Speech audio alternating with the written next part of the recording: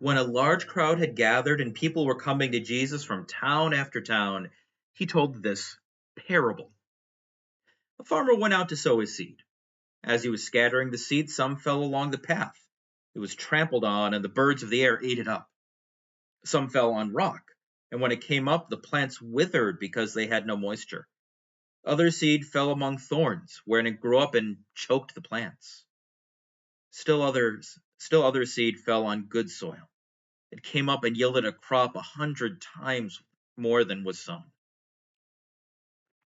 Jesus tells a parable.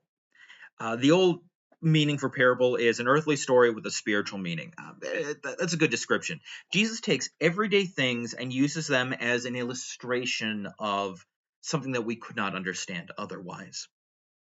The problem is that Jesus lived in an agrarian society. Everyone understood this farming. And while we certainly have farmers today, and I'm very thankful for them, most of us don't do this kind of work anymore. And even those of us that do this kind of work typically don't use the technology that Jesus had back then. And so we actually need an explanation to the explanation.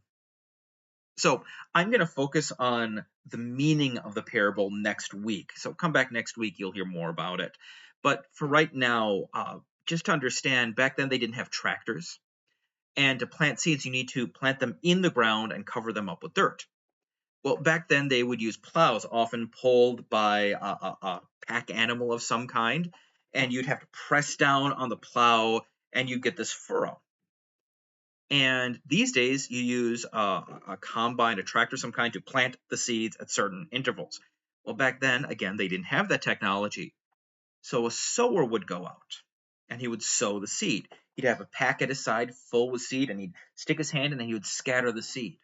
And of course, you wanted most of the seed to go into the furrows so that you could have a crop. But the seed would go everywhere, especially if it was windy on that particular day, it would fly all over. So Jesus uses this now as a picture so we can understand something more deeply. So come back next week and we'll figure out what's going on there.